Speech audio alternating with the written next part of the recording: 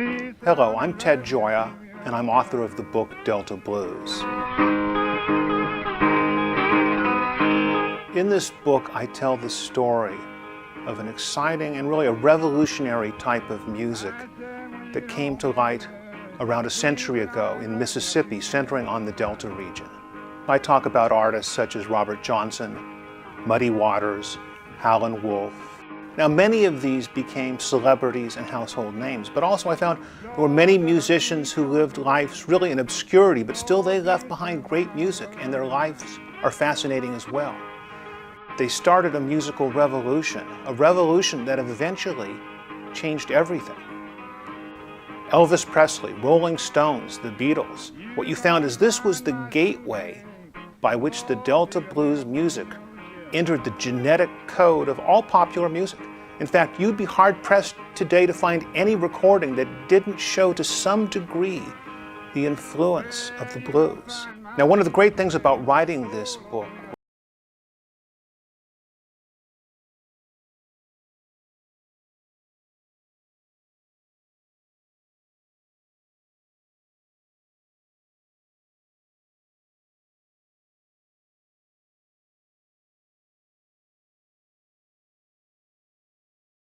In terms of notes, the basic phrases were fairly simple, but performances tended to feature significant embellishment of those phrases, often involving moans, whistles, and notes from the blues scale. This is, again, complicated. These days, the term blues scale usually refers to the collection of notes you get when you take the minor scale,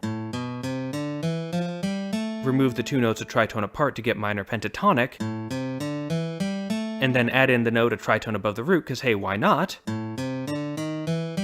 But in actual practice, blues musicians would often use notes from outside this collection, including, as I mentioned before, the famous blue notes, microtonal pitches that bent outside the traditional piano keynotes for the sake of expression. And of course, it's worth recognizing that this scale doesn't actually contain most of the notes in our blues progression. For starters, the major thirds from all our dominant seventh chords are nowhere to be found. By the rules of common practice, this scale doesn't seem like it fits over the 12-bar blues. But if you listen to blues-based music, then you already know that it does, which is further evidence that the blues is just using a different musical vocabulary. Again, just like with the dominant chords, what we might call dissonance doesn't really carry the same sense of tonal obligation here. It's just a part of the sound and extra flavor that the musicians can create, and that new approach to allegedly dissonant notes, viewing them as valid sounds on their own instead of needing to resolve to something more consonant, went on to have a profound influence on jazz, rock, funk, metal, country, hip-hop, and basically every other genre that's developed in the last century or so. The blues is everywhere. It's one of the most important musical inventions in American history, and while there's certainly way more to it than just the 12-bar pattern, that single progression is still ingrained in almost every corner of our modern musical culture. The 12-bar blues is one of the first— And certainly if you look at early blues recordings by people like Charlie Patton,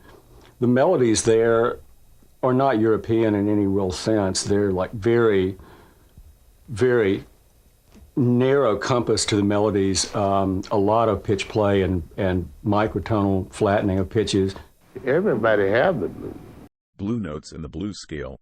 Probably the most striking thing about the blues is its flexible treatment of pitch, melody, and scale. At certain points on the scale, especially the 3rd and 7th degrees, but also sometimes at the 5th degree, sol, and elsewhere, singers and instrumentalists create so-called blue notes.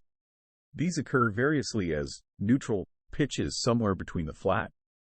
And I think the first kind of bend that we should look at is just the microtonal bend. Partially because it's a kind of uniquely bluesy flavour, and partially because it's not going to hurt too much.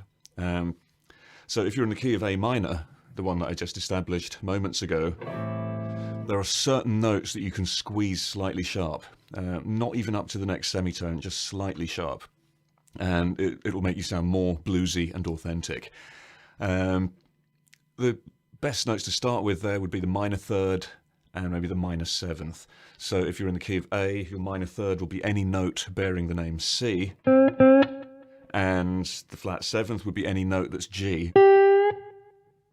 And hopefully you can hear the difference if I play the same lick twice, once just playing the notes completely flat and lifeless and without conviction, and then again squeezing these notes a little bit. So the dull version of the lick might be something like...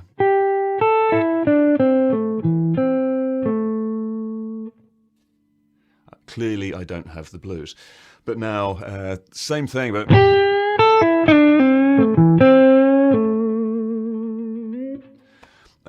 To me, that sounds a lot more like the real thing, even though that's not a real note. You can't find it on the piano keyboard. It doesn't exist. It's hiding between a white key and the black key next door. But the way to make these work is just to listen to how far you're bending it. Looking at the fretboard won't help you at all.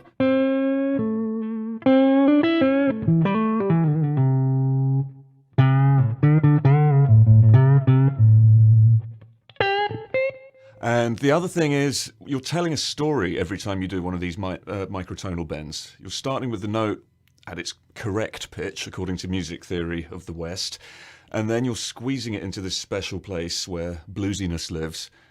And that has to be the end of the story. Once the pitch has reached that special bluesy sweet spot, it's important that you can cut the note off, so the last thing people hear of that note is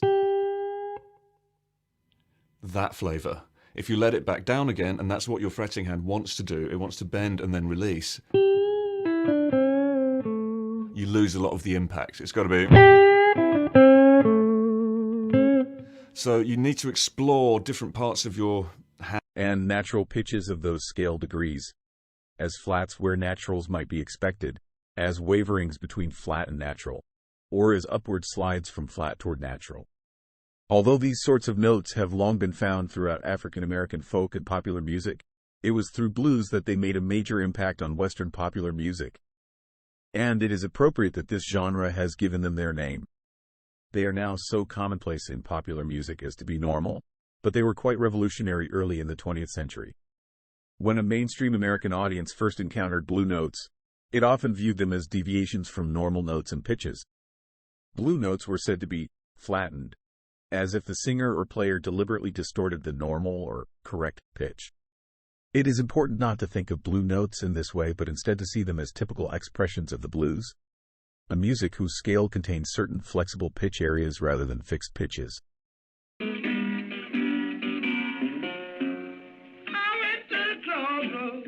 They were the early pioneers of the blues. Listen to this song by Blind Lemon Jefferson, one of the founders of the blues, in a 1926 recording of Long Lonesome Blues.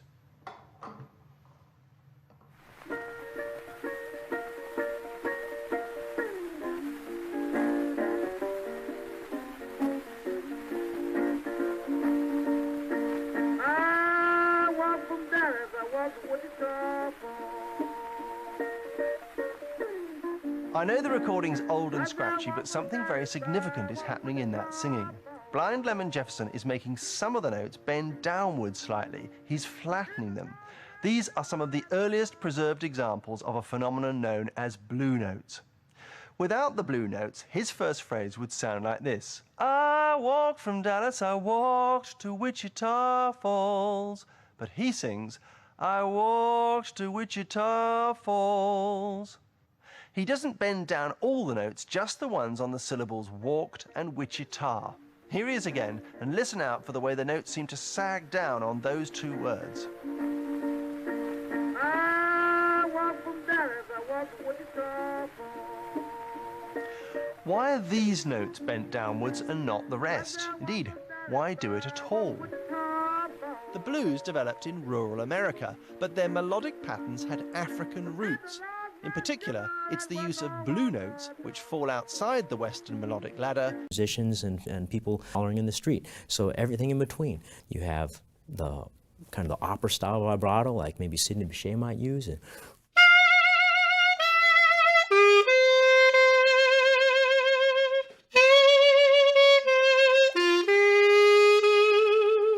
But you might have the vibrato that might be more like maybe a guitar or something.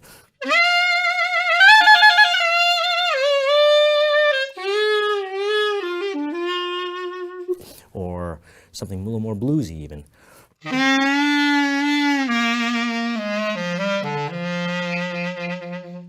Wow. So now you're going even beyond vibrato and really bending the horn. It's almost like you're bending it into different shapes. That's what singers do, isn't it? And for me, that's what the blues is all about. It's about trying to find some of those vocal elements.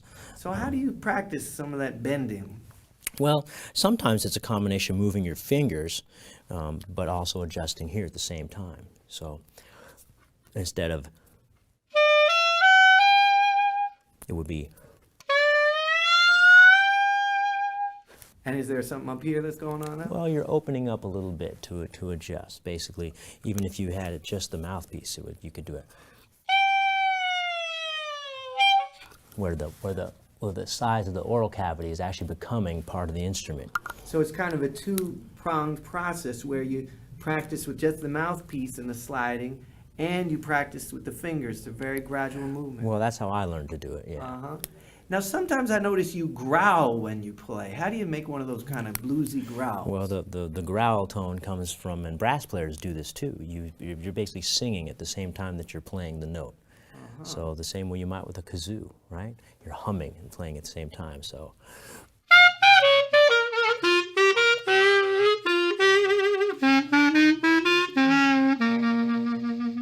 Now, I know one of your...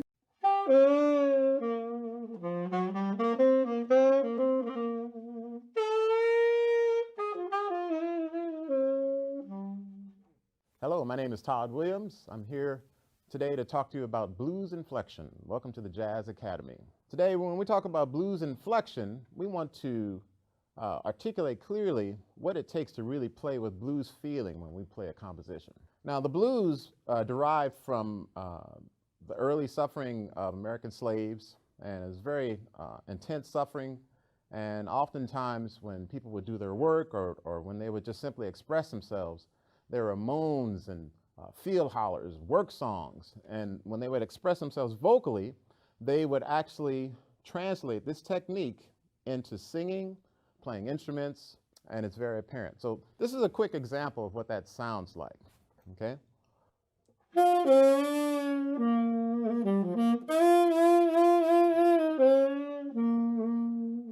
Now you notice that when I play a little excerpt like that, I play the note. Sometimes I play a little bit above the note, I go below the note, and then I return to the note, okay?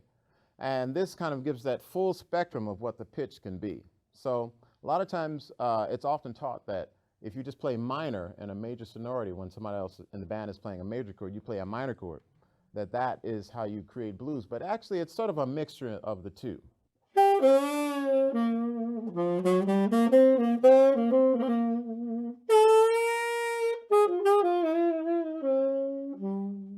We're going to play a song entitled... By the early 20th century, African American music became America's most important original art form, particularly through the styles known as blues and jazz. A creative tension between European and African harmonies gave the blues its distinctive sound. When musicians accustomed to the African 5-tone scale played or sang music designed for the European 8-tone scale, it sounded better to them when they flattened or bent certain sounds, thus creating blue notes. To those trained in European harmony, the resulting music seemed to involve flattening the 3rd, 5th, or 7th steps of the 8-tone scale, but a more accurate description would recognize that blues musicians use their own system of harmony and chord progressions. The musicologist Rob Walzer points out that the use of blue notes by African Americans displays an understanding of pitch as an expressive parameter in direct contrast to the rigid European system of fixed pitches. Blues artists employed a 3-line verse common to West African poetry, repeating the first line as the second, and then adding a new rhyme with the third.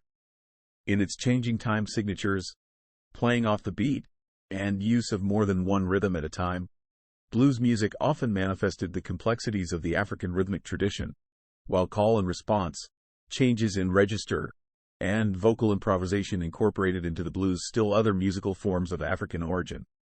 12-bar blues pattern, and Handy's success brought new attention to the genre and its signature song form. So what is that form? Well, like the blues itself, it's hard to precisely define. The most basic version, though, looks something like this. We get 4 bars of the 1 chord, 2 bars of 4, go back to the 1 for 2 more bars, then 5, 4, 1, 1, and even in this simple form, we can start to see what makes the blues approach to harmony so different from the traditional European one. European classical music is all about cadences and resolutions. Pieces feature long, winding progressions that eventually work work their way to a final resting point, often with the help of the famous 5-1 resolution, but the blues doesn't do that. The chords it uses would be familiar to any student of the common practice era. 1, 4, and 5 are collectively known as the primary triads because they're the 3 most important chords in the key. But they're not really arranged to give you any sense of resolution. We only get the 5 chord for 1 bar, and instead of going back to 1, it slides down to 4. Some theorists view this as an explicit rejection or modification of European ideas, while others view it as simply the natural result of a different, more African-influenced musical vocabulary. Since we can't precisely trace its roots, it's hard to say for sure, but personally, if I had to bet, I'd lean towards the second explanation. But again, this is just the most basic version of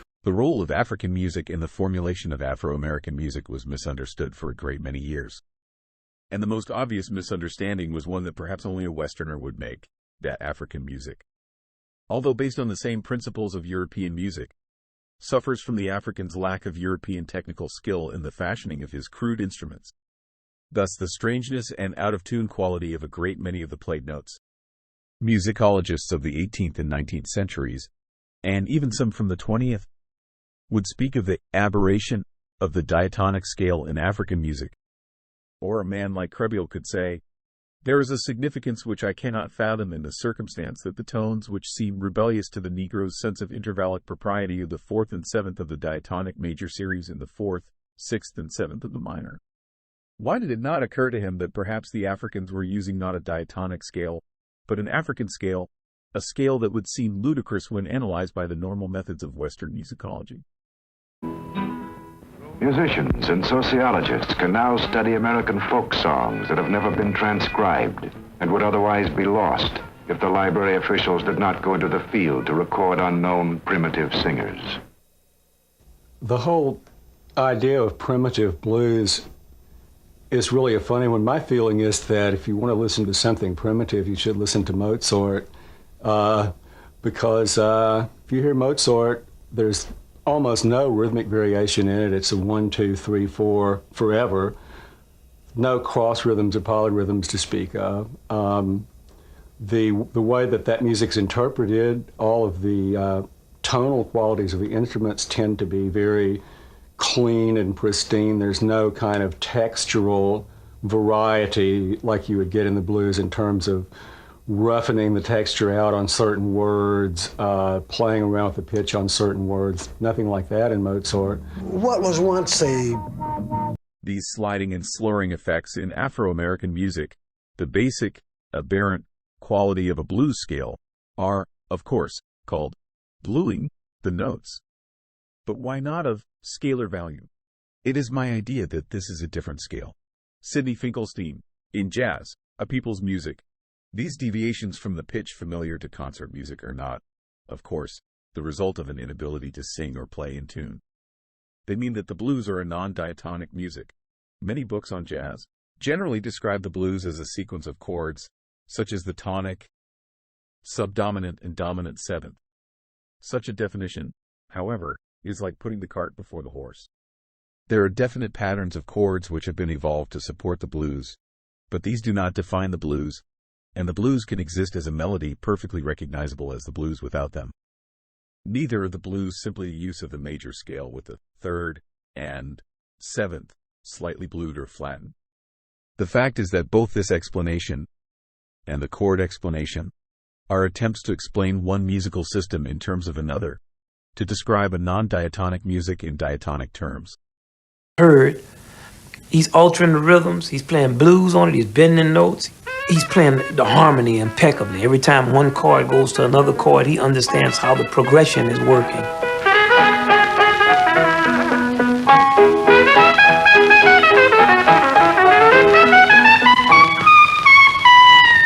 Stop it! That note isn't even in the diatonic scale. Diatonic? Did I do something wrong? Something extraordinary. You're playing notes between flat and natural. It's like discovering secret scales just made for this type of music. Horn, did you hear what the gentleman said? Everybody in the Whiteman. The blues is a foundational element of America's vernacular and art music. It is commonly described as a combination of African rhythms and European harmonies. This description is inaccurate. Blues follows harmonic conventions that are quite different from those of Western European common practice. Blues harmony does not fit into major or minor tonality, and it frequently violates the rules of voice leading and chord function. But blues listeners do not experience the music as strange or dissonant. Instead, they hear an alternative form of consonance. In order to make sense of this fact, we need to understand blues as belonging to its own system of tonality, distinct from major, minor, and modal systems. Because blues tonality is so widespread and important in Western music, I argue that we should teach it as part of the basic music theory curriculum. Pre-blues, blue notes are the flat 3, flat 5, and flat 7. So that's a short history of the blues, and I tell you it because I want to illustrate that the blues did not come from the Western musical tradition, and therefore does not conform to our Western rules of harmony. Now, there are a lot of differences between blues and, say, classical music, the two obvious ones being that traditional Western music is composed, whereas the blues is improvised, and traditional Western music is in straight rhythm, whereas the blues is in swing rhythm. Right, that's a pretty self-evident and boring analysis. But more interestingly, the blues breaks a number of Western rules of harmony. Now, the key differences between Western harmony and blues harmony are: in the West, we traditionally use functional harmony, where you use dominant chords to resolve to the tonic chord a fifth lower, like a G7 going to a C major 7. Whereas the blues uses non-functional harmony. The dominant chord does not resolve to the tonic chord. In fact, we use a tonic dominant chord that doesn't resolve anywhere. It's a dominant chord that sounds resolved, which is quite unusual and really largely unheard of in the traditional Western rules of harmony. Now, a possible westernized explanation of this blues harmony is that we're using borrowed chords. We're borrowing the 1 dominant from the Mixolydian mode and the 4 dominant from the Dorian mode. Traditional Western music also used the 5-1 perfect cadence a lot. It was their most important cadence that established tonality. Whereas in the blues, the 4-1 plagal cadence is the most important. Now, this is actually not that unusual and may have come from a church hymn influence where plagal cadences are often used, and in fact they're called the Amen cadence.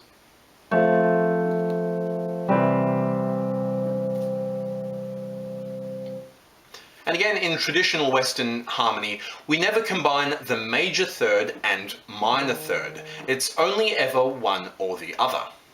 Whereas in the blues, we do combine the minor third and the major third, because we've got the dominant chord with its major third, but the blues scale with its minor third, which goes against all of Western harmonic theory. What key or tonality are you in if you're using both the major and the minor third? Now again, a possible Western explanation for this is that the minor third is actually a sharp 9 of a dominant chord, and the major third is the real third. Again, in Western harmony, we're not allowed to use a natural 11 tension over a dominant chord. This is not an available tension.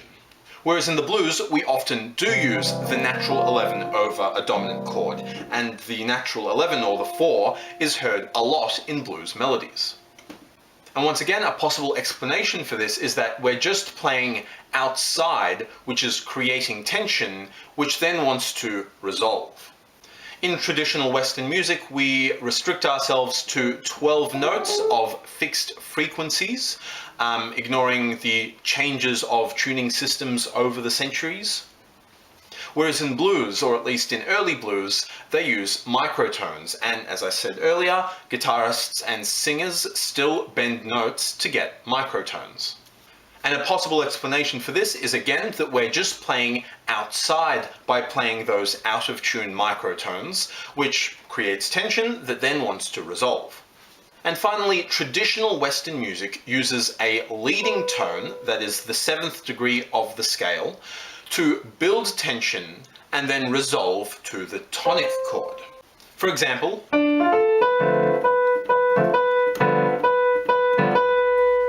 What note comes next? Bum! Right, we all heard that. We all felt like that's where the melody was leading, like that's the natural resolution. Whereas in the blues, there is no leading tone in the blues scale. We have a flat 7 instead, which doesn't quite have the same pull to the tonic. Instead, in a blues, the flat 3 is generally used to build tension that then resolves to the tonic.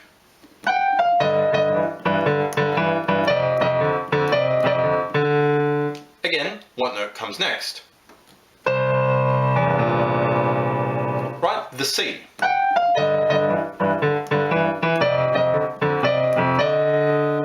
The flat 3 has the same kind of pull to the tonic in a blues as the leading note has in traditional Western music. Now again, a possible westernized explanation for this is that we're playing outside, which is creating tension that then wants to resolve to the tonic, but personally, I don't think that's a very good explanation. It doesn't really explain why the flat 3 in particular pulls to that tonic, why it serves the same purpose as the leading tone in a classical piece. Now, we can think about this blues harmony in 3 different ways. First, that blues harmony is wrong, and that Western harmony is right. And thus, blue notes and all the other things that I listed just now are intentional dissonances that break the rules of harmony, like playing outside, but they just never resolve. Second, blues harmony is a mixture of major and minor tonality. It's really in a major or a minor key, like any other Western song, but just uses a lot of modal interchange. So, for example, the blues is really in, say, a major key, but we just borrow the minor 1 chord to get that flat 3 and natural 11 as an available tension. And thirdly, the blues is its own unique form of tonality, with its own rules of dissonance and consonance. And while the blues may have sounded dissonant to Mozart, who would have never heard the blues in his life, because we've been exposed to the blues and blues-influenced music for over a century now, we've grown used to how it sounds and have accepted its unique rules of harmony as a parallel system to the Western rules of harmony. Now, personally, because of the history of the blues and how it arose from uneducated non-European musicians, I think that the last option offers the best explanation. The blues doesn't sound wrong or dissonant or unpleasant. But it also doesn't sound like it's in a major key with lots of borrowed minor chords or in a minor key with lots of borrowed major chords. In fact, because of the nature of microtones, it's possible that an out-of-tune blue third could have been exactly halfway between a major third and a minor third, and thus be neither in major or minor.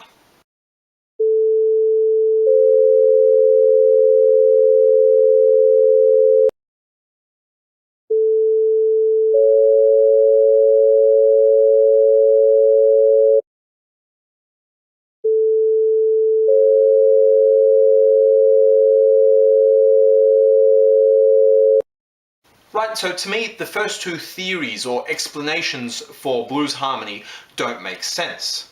The blues does actually sound interesting and pleasant and good. It doesn't sound horribly dissonant like it's breaking all the rules of harmony. It sounds like it has its own internal logic, its own internal rules. The blues is its own separate tonality, developed outside of the West, to which we have become familiarized and accustomed. In fact, tonality and functional harmony was only really created in the 1600s. Before this time, all music was modal. You just have to listen to Gregorian chants for an example of music before Bach. So new harmonic systems are created, and we do get used to new harmonic systems and accept them, just like when music went from modal to tonal harmony. And an equivalent thing happened with the blues in the early 1900s. And of course, you're welcome to disagree with me, but in my mind, the blues has its own set of harmonic rules and its own internal logic, and is its own tonality.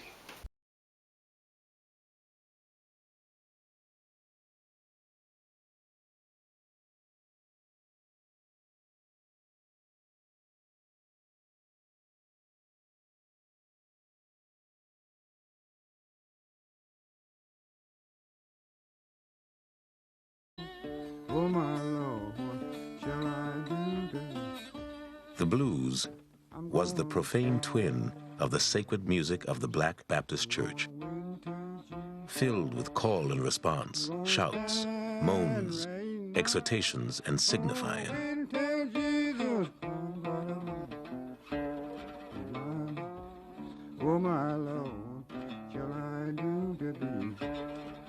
One was praying to God, and the other was praying to what's human, a New Orleans musician said. One was saying, "Oh God, let me go," and the other was saying, "Oh mister, let me be." There was a big difference between